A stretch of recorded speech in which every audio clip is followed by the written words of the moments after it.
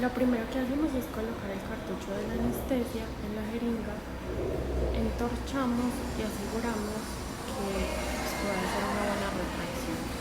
Y luego de esto pasamos a colocar la aguja y purgamos la jeringa. Le damos al paciente la clorexidina para que enjuague su boca. Bloqueo del nervio infraorbitario. Se anestesia alveolar superior anterior, alveolar superior medio, palpebral inferior, nasal lateral y labio superior. Está indicado para el tratamiento de más de 2 piezas dentarias maxilares. Para esta técnica se utiliza una aguja larga. El área de inyección es a nivel del pliegue mucobucal del primer premolar. El bisel debe ir hacia el hueso. Se debe localizar el agujero infraorbitario y se debe sentir dolor a la palpación. La profundidad es de 16 milímetros. Se puede realizar intraoral y extraoral, siempre con aguja larga. Se debe realizar la aspiración. Esta técnica puede causar edema y hematoma. Bloqueo del nervio alveolar superior posterior.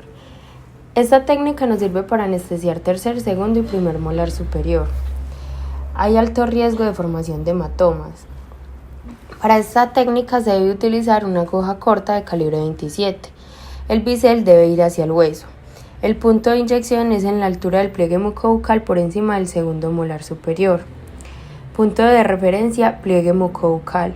Se debe abrir la boca del paciente parcialmente tirando la mandíbula hacia un lado y se debe dirigir la aguja lentamente hacia arriba, adentro y atrás. No se debe sentir resistencia. Está contraindicado para pacientes hemofílicos. Para la realización de la supraperióstica, en este caso debemos saber más o menos la longitud o la medida del diente.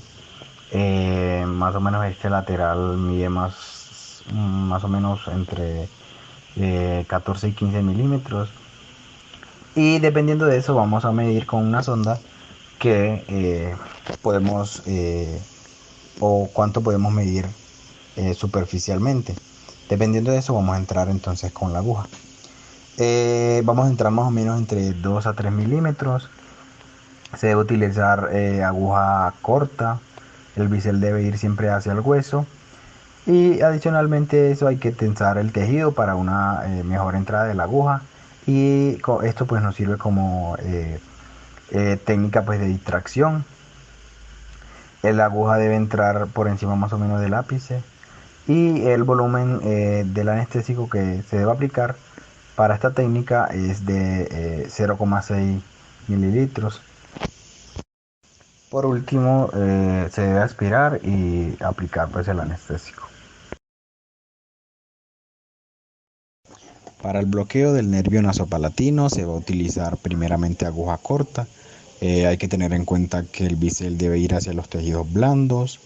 Se va a introducir la aguja a nivel de la papila incisiva. Hay que pues angular la aguja pues en un ángulo de 45 grados y la profundidad de esta debe ser más o menos o debe ser alrededor de 5 milímetros. Si esta pues se pasa hay que pues devolverla un poquito y pues aplicar el anestésico. Hay que aspirar y este nervio me va a anestesiar o va a anestesiar la porción anterior del paladar duro bilateral desde mesial del primer premolar hasta contralateral. Para el bloqueo del nervio mayor tenemos que este se debe realizar distal al segundo molar, más o menos 1 centímetro hacia la línea media. Este va a anestesiar la porción posterior del paladar duro, más o menos desde mucosa pues, posterior de los 8 hasta el mesial del primer premolar.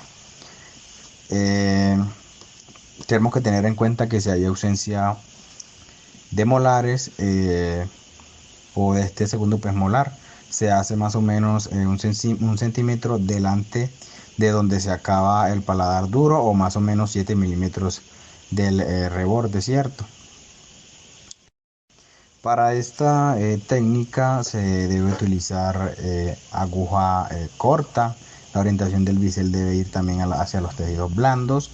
Hay que pues extender más o menos el cuello para una mejor visibilidad. La penetración de este debe ser o es más o menos de 5 milímetros aproximadamente. Bloqueo del nervio bucal. Proporciona inervación sensorial solo en los tejidos blandos bucales contiguos a los molares mandibulares. Solo está indicado cuando se deben manipular estos tejidos. En la técnica se utiliza aguja corta. El punto de inyección es la mucosa bucal y distal al molar más distal del arco mandibular. Se deben tensionar los tejidos, la aguja debe estar paralela al plano cruzal, se debe avanzar con la aguja lentamente hasta contactar con el mucoperiósteo y la profundidad es de 2 a 4 milímetros.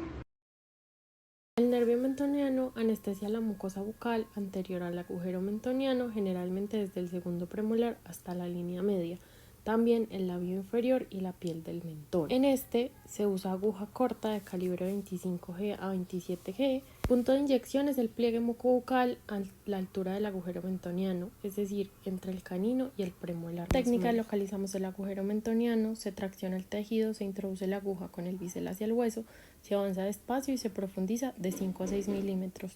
Se debe aspirar y si es negativo inyectar 0,6 mililitros de. Es necesario, en este mismo momento podemos anestesiar el nervio incisivo que anestesia las pulpas de los premolares, caninos e incisivos, la piel del labio inferior y piel del mentón y mucosa bucal anterior al agujero mentoniano. Lo que debemos hacer es angular la aguja, insertarla de 5 a 6 milímetros y la aspiración es negativa, se inyectan 0,6 mililitros de anestésico local. El nervio alveolar inferior anestesia dientes mandibulares todos hasta la línea media, cuerpo de la mandíbula y porción inferior de la rama, mucoperiósteo bucal anterior al agujero mentoniano, 2/3 anteriores de la lengua y suelo de la boca y tejidos blandos y periósteo lingual. En este se usa aguja larga calibre 25G.